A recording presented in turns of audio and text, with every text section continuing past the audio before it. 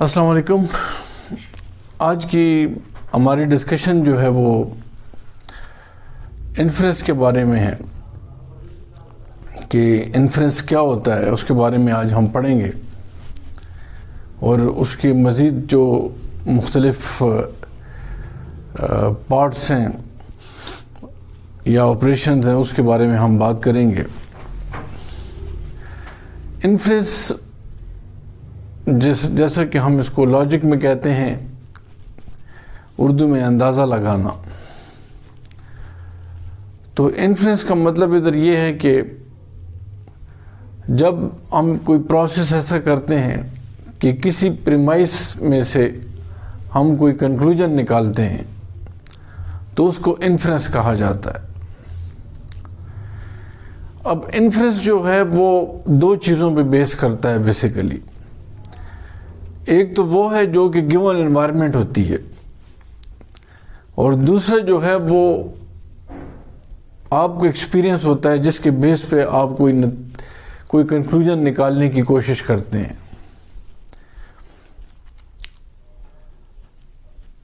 مثال کے طور پہ اگر آسمان پہ بادل ہوں تو یہ ایک گیون انوائرمنٹ ہے جس سے ہم اپنے ایکسپیرینس کے بیس پہ کہہ سکتے ہیں کہ بارش ہو جائے گی. بعض اوقات بادل ہوتے بھی ہیں اور بارش نہیں ہوتی، لیکن نارملی ہمارا یہ ایکسپیرینس رہا ہے کہ جب بھی بادل آتے ہیں یا گھنے بادل ہوں تو ہم یہ کہتے ہیں کہ بارش ہوگی. تو یہ جو ہم اس سے ایک اندازہ لگاتے ہیں اس کو انفرنس کہتے ہیں. اسی طرح جب پاکستان انڈیا کا میچ ہو رہا ہو تو اس میں ہم اکثر دیکھتے ہیں کہ پاکستان کی یا انڈیا کی دونوں میں سے کسی ایک ٹیم کے، فرض کریں پاکستان کی ٹیم کھیل رہی ہے تو اس میں اگر وہ چیس کرتی ہے انڈیا کی ٹیم کے رنز کو اور 9 وکٹس گر جاتی ہیں اور 1 وکٹ رہ جاتی ہے، اور اوورز بھی مثال کے طور پر 1 اوور رہتا ہے اور فرض کریں 12 رن درکار ہیں، تو اس وقت ہم یا فرض کریں 30 رنز درکار ہیں اور 1 اوور رہتا ہے، یعنی 6 بال رہتے ہیں اور 30 رنز درکار ہیں اور 1 وکٹ رہتی ہے. تو اس وقت بڑی حد تک ہم ایک نتیجہ اخذ کرتے ہیں کہ یہ پاسبلٹی ہے کہ کہیں پاکستان ہار نہ جائے، چانسز اس میں زیادہ بڑھ جاتے ہیں.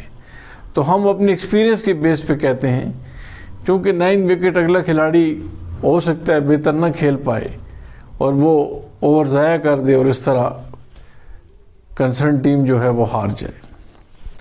تو انفرنس جو ہوتا ہے بیسیکلی ہم ایک دو چیزوں سے کرتے ہیں. ایک گیون جو سرکمسٹانسز ہیں اور دوسرا ہمارا اپنا ایکسپیرینس ہے، اس سے ہم ایک اندازہ لگاتے ہیں.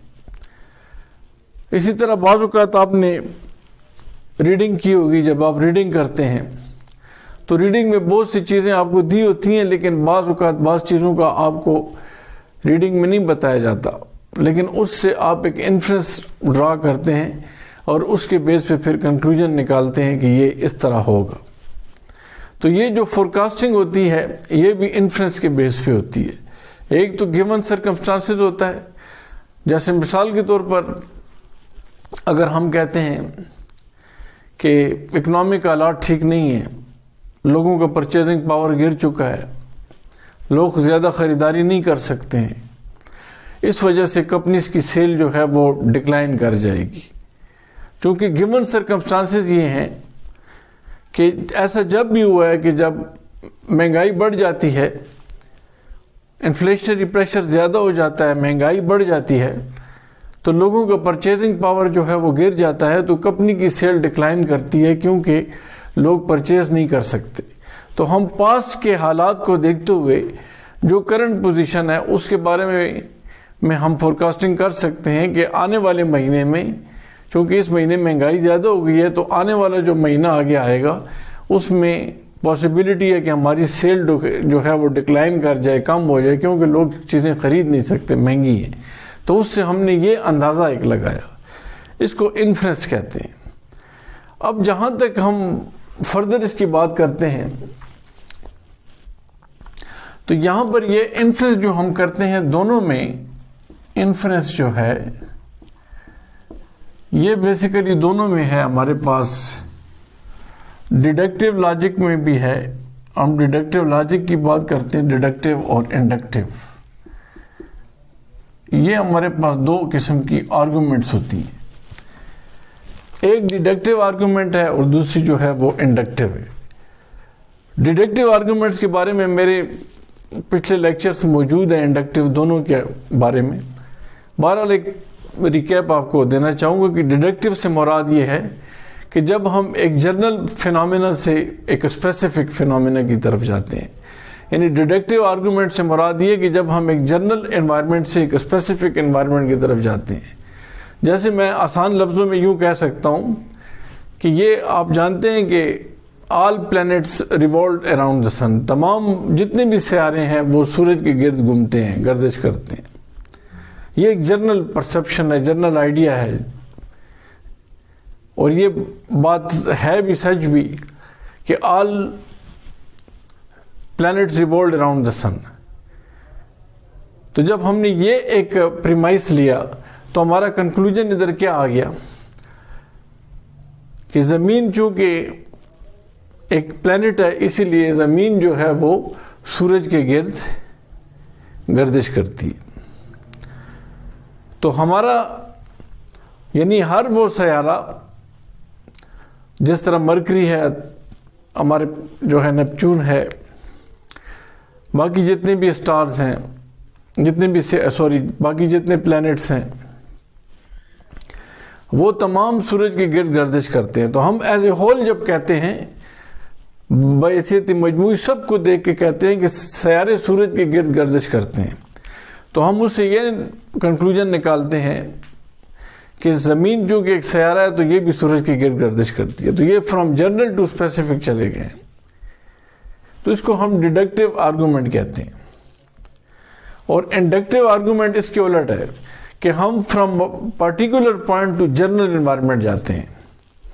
مثال کے طور پہ اگر ہم یہ کہیں کہ ارتھ ریوالوڈ اراؤنڈ دا سن، ارتھ یا زمین جو ہے وہ سورج کے گرد گردش کرتی ہے، اور اس پریمس کو سامنے رکھتے ہوئے ہم یہ کنکلوژن نکالتے ہیں، یہ نتیجہ نکالتے ہیں کہ آل پلینٹس ریوالوڈ اراؤنڈ دا سن، یعنی چونکہ زمین ایک سیارہ ہے تو وہ سورج کے گرد گردش کرتی ہے، تو اسی طرح باقی بھی جتنے بھی سیارے ہیں وہ تمام سورج کے گرد گردش کرتے ہیں۔ لیکن جب ہم اوورال بات کرتے ہیں تو ڈیڈکٹیو کی مزید ہم کچھ اس کو دو حصوں میں مزید ڈیوائڈ کرتے ہیں، جس سے ہمیں انفرنس کو سمجھنے میں آسانی ہوتی ہے۔ تو ڈیڈکٹیو کے اندر ہمارے پاس دو قسم کے انفرنسز آتے ہیں، ایک جو ہے امیڈیٹ ہے،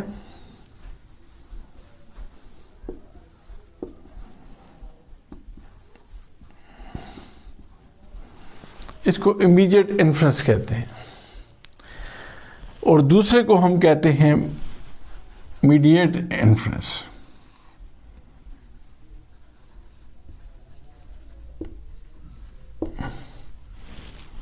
میڈیٹ انفرنس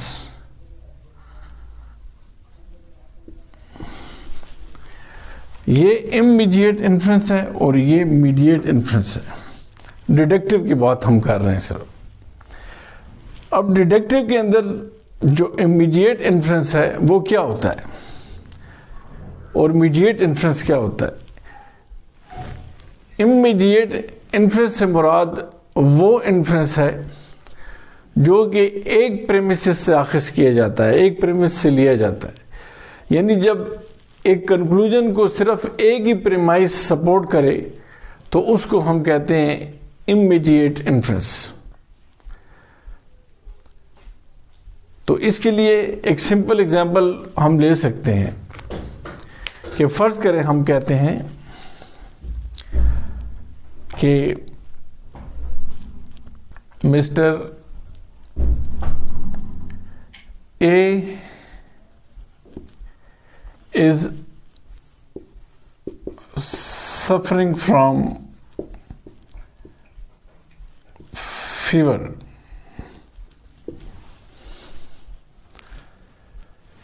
مسٹر اے جو ہے وہ بخار میں مبتلا ہے. Therefore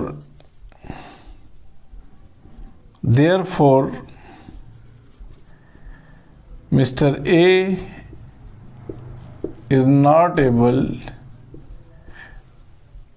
to come to college, to come to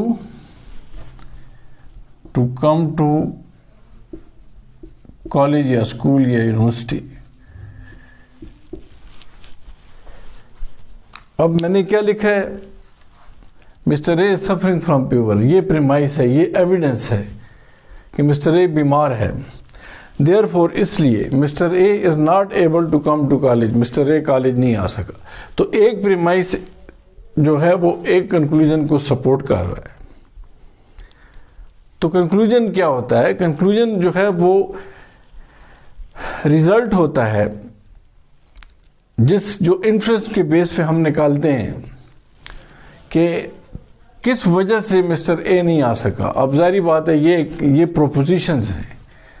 propositions جو ہیں اسٹیٹمنٹ کو کہتے ہیں, جو سچ بھی ہو سکتی ہیں اور غلط بھی ہو سکتی ہیں. لیکن ادھر ہم ابھی غلط اور سچ کے چکر میں نہیں پڑ رہے. یہاں پر سمپل یہ ہے کہ امیڈیٹ انفرنس یہ کہہ رہا ہے کہ اس کنکلوژن کو سپورٹ کرنے کے لیے صرف ایک پریمائس ہے.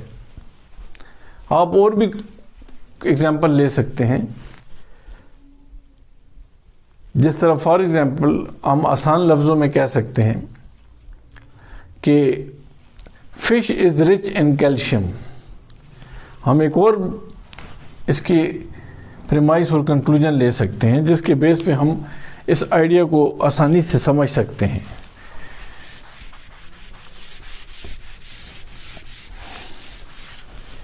تو اس کو سمجھنے کے لیے ہمارے پاس ایک اور ایگزامپل ہے. For example fish is rich in calcium. Fish جو ہے وہ کیلشیم سے بھرپور ہوتی ہے. therefore یا ڈائریکٹ آپ therefore لکھ دیں. therefore fish is beneficial for body.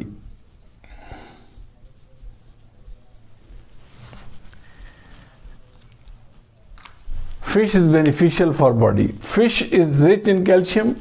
Fish میں کیلشیم ہوتی ہے, اسی لیے فش جو ہے وہ باڈی کے لیے اچھی ہے.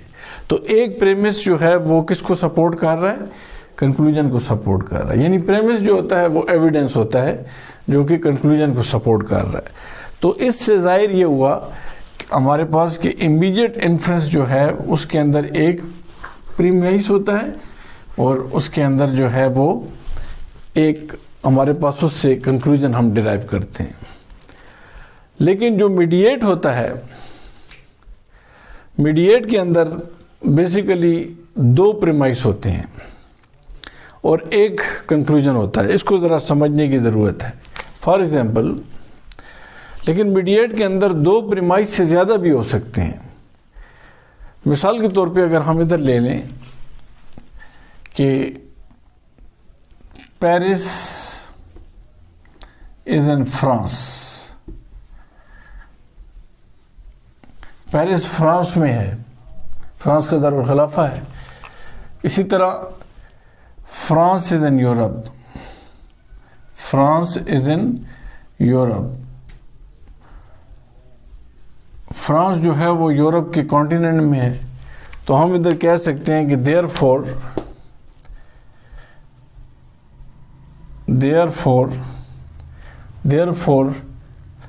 Paris is in Europe. Paris is in Europe.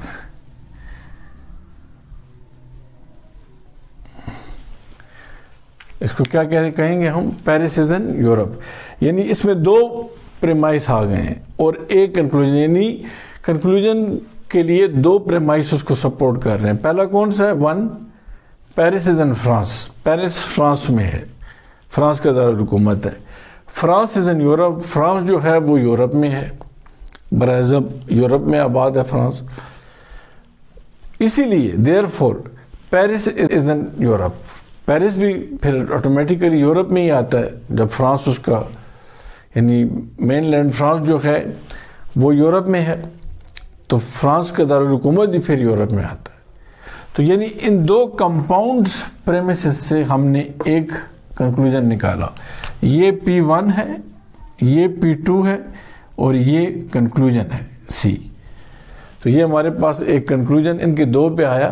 تو اس کو ہم کیا کہتے ہیں؟ میڈیٹ انفرنس اس کو کہتے ہیں. میڈیٹ کا مطلب ادھر یہ ہوا کہ ان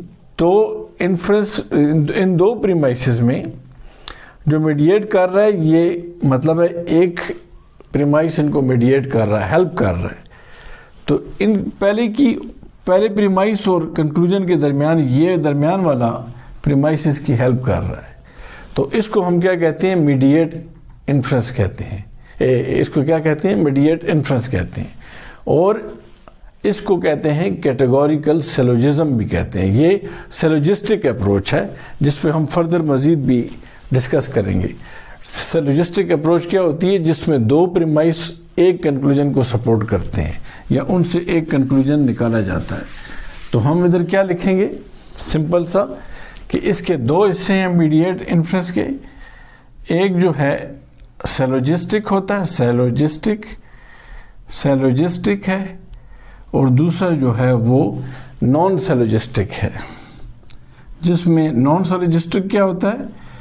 نان سیلوجسٹک سے مراد یہ ہے جس میں دو سے زیادہ پریمائس ہوتے ہیں. سیلوجزم میں دو پریمائس ہوتے ہیں اور ایک کنکلوژن، اور نان سیلوجزم میں دو سے زیادہ، تین پریمائس بھی ہو سکتے ہیں، چار بھی ہو سکتے ہیں، اور ان سے کنکلوژن نکالا جاتا ہے. لیکن ابھی جو ہم بات کر رہے ہیں وہ کیا ہے؟ امیڈیٹ انفرنس کی. فردر تو امیڈیٹ انفرنس ہمارے پاس کیا ہے؟ امیڈیٹ انفرنس کو ہم مزید دو حصوں میں بانٹتے ہیں. یہ جو امیڈیٹ انفرنس ہے یہ مزید دو حصوں میں بانٹ جاتا ہے. یہ کس طرح بڑھتا ہے آگے؟ اب اس کو دیکھیں. پہلا اس میں جو آتا ہے انفرنس آف اپوزیشن آتا ہے. کیا آتا ہے؟ انفرنس آف، اس کو کہتے ہیں انفرنس آف اپوزیشن. اور یہ جو دوسرا ہے اس کو کیا کہتے ہیں؟ ایڈکشن. Addiction EDUCTION. ایجوکیشن نہیں پڑھیں گے، ایڈکشن کہیں گے. انفرنس آف اپوزیشن کو ہم جو لاسٹ لیکچرز میں نے پڑھایا ہے اس کو کہتے ہیں اسکوائر آف اپوزیشن. اس کو کیا کہتے ہیں؟ Square of opposition.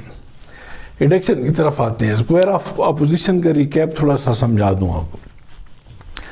Square of opposition آپ کو یاد ہوگا، میں نے آپ کو بتایا تھا کہ چار قسم کی کیٹیگوریکل پروپوزیشن ہیں. چار قسم کے ہیں. پہلے نمبر پہ اے ہے، اے فار آل ہے. دوسرا جو ہے ای ہے، ای مینز نو. اور تیسرا جو ہے آئی ہے، آئی مینز سم آر. اور چوتھا جو ہے وہ او ہے، او مینز سم آر ناٹ. تو ہمارے پاس جو اسکوائر آف اپوزیشن بنتا تھا اس میں اے آل اور ای نو جو ہیں وہ یونیورسل ہیں، اور آئی سم آر اور او سم آر ناٹ دونوں جو ہیں وہ پارٹیکولر ہیں. تو ایک جو کوالٹی ہے وہ کیا ہے؟ افرمیٹو پازیٹیو ہے. دوسری سائڈ جو ہے وہ نیگیٹو ہے. اس کے اندر ہم نے ڈیٹیل سے بتایا تھا کہ ان کے درمیان جو ریلیشن شپ ہے وہ اپوزٹ ہے، یعنی مخالف ہے. تو یہ اسکوائر آف اپوزیشن کیا ہوتا ہے؟ جو ریلیشن شپ بتاتا ہے مخالف ریلیشن شپ بتاتا ہے.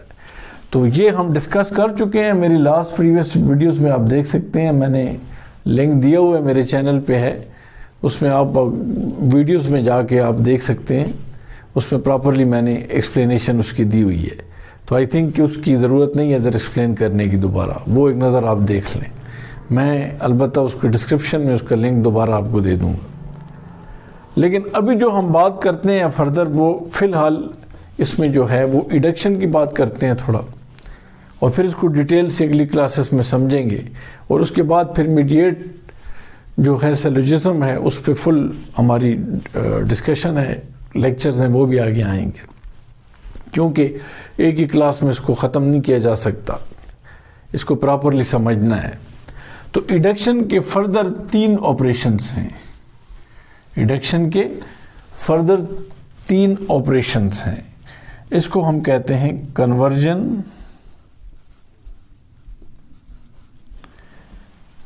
دوسرا جو ہے وہ آبورژن،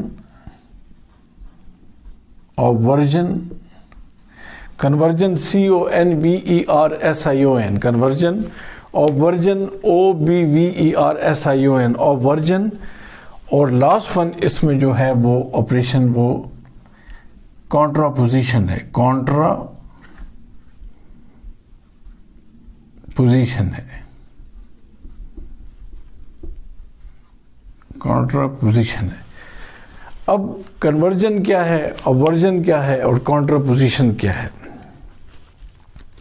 اس کو ہم نے اگلی کلاس میں ڈیٹیل سے پڑھنا ہے کہ انڈیویجول ایک ایک کو ہم دیکھیں گے کہ اس کا مطلب کیا ہے، اور ایک نظر ہم اس کو اس کے ود ایگزامپل اس کے جو پریکٹیکل اس کی اپلیکیشن ہے اس کے بارے میں بات کریں گے۔ تو امید ہے کہ یہ لیکچر آپ کو سمجھ آیا ہوگا، اگلی کلاس میں ہم فردر اس کے اوپر انشاءاللہ ہم ڈسکشن کریں گے۔ شکریہ۔